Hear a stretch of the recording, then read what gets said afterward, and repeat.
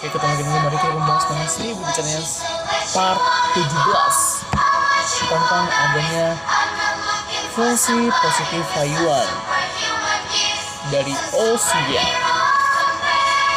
Pujian adalah cara atau taktik communication the best for merangsang motivation pegawai dan mengeratkan a relation together the high and the down the people. One a people has dipuji.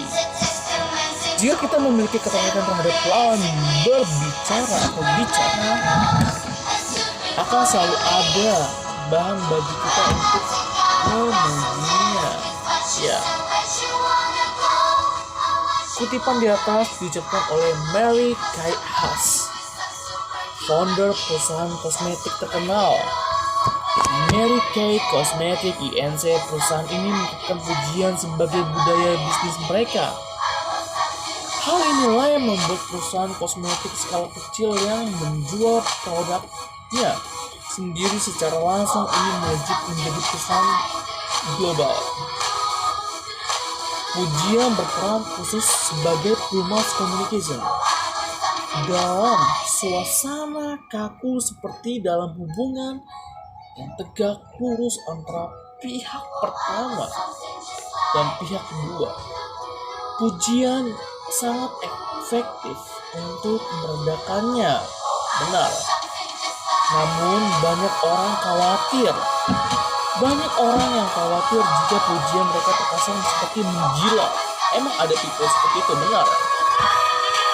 Mereka takut pujiannya disalahartikan sebagai rayuan yang dilontarkan hanya untuk menyenangkan hati orang tersebut. Benar, setiap orang beda perspektif, pendapat, dan juga pemikiran. Dan lagi, namun harus diketahui bahwa rayuan pun memiliki fungsi positif. Penyair Amerika Rap Waldo Emerson pernah berkata seperti ini, tidak ada yang tidak suka dengan rayuan, karena rayuan menampakkan bahwa kita adalah orang yang penting sehingga orang lain harus menyenangkan diri kita. Sebenarnya rayuan adalah tindakan meninggikan harkat seseorang dengan mengamatinya secara seksama dan memuji di depan orang-orang. Jika orang membicarakan aib seseorang di belakangnya, maka orang merayu seseorang di hadapannya. Ya benar, untuk membentuk hubungan baik dan akrab dengan seseorang. Ya, ini adalah trik manipulasi dasar untuk memperbanyak kawan. Sebanyak kawan pun akan namanya bermuka dua, maupun itu anak kecil sampai yang tua. Kita harus tahu bagaimana cara merayu. Rayuan yang mengandung kesungguhan dan tidak akan ada bedanya dengan pujian. Untuk dapat memuji dengan baik, kita harus terlebih dahulu tertarik terhadap orang tersebut dan mengamatinya dengan seksama. Jangan melihatnya hanya sekilas, tapi perhatikan baik-baik. Dengan begitu kita akan dapat mengeluarkan rayuan yang jujur, alias pujian. Kakak jadi cantik sekali. Ini adalah bentuk pujian yang dangkal. Orang yang mendengarnya bisa merasa tidak enak hati sehingga maksud tidak menyampaikan dengan baik. Sebagai gantinya, ucapkan seperti ini. Scarf half bagus sekali. Padahal desainnya rumit tapi bisa cocok sekali dengan kakak.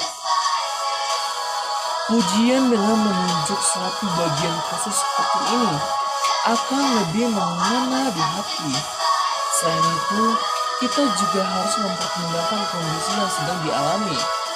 Lawan bicara jika kita mengatakan sepertinya, Anda sangat beruntung kepada seseorang yang baru saja gagal tes penerimaan kerja. Tentu saja hal tersebut justru menimbulkan rasa jengkel. Dengan mengembangkannya atau berkembangnya sosial media, kita dapat dengan mudah mengetahui situasi yang sedang dialami seseorang. Benar.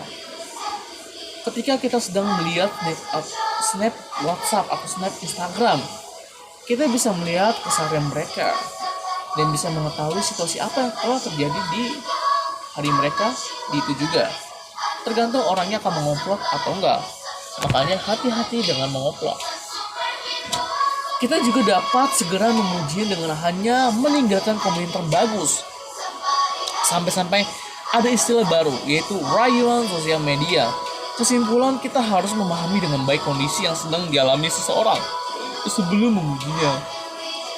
Selain itu, kita harus mengungkapkannya pujian tersebut secara detail. Berbeda dengan tulisan, ucapan hanya dapat didengar sesaat saja. Kita harus memuji dengan jelas dan spesifik agar lawan bicara mengerti dan dapat meresponnya. Jika kita mengungkapkannya secara samar dan ambigu, pujian itu tidak akan disampaikan dengan baik kepada lawan bicara. Oke, sekian dari saya. Terima kasih. Dengan seni berbicaranya part 17 tentang adanya sebuah fungsi positif rayuan akan membuat seorang tergerak untuk berbicara kepada Anda, tapi jangan terlalu berlebihan. Itu tidak bagus. Karena dia akan mengira lu sendirilah. Tergantung people-nya, perspektif orangnya. Oke, sekian dari saya tentang adanya fungsi positif rayuan part 17 ini dalam buku Seni Berbicara part 17. Goodbye.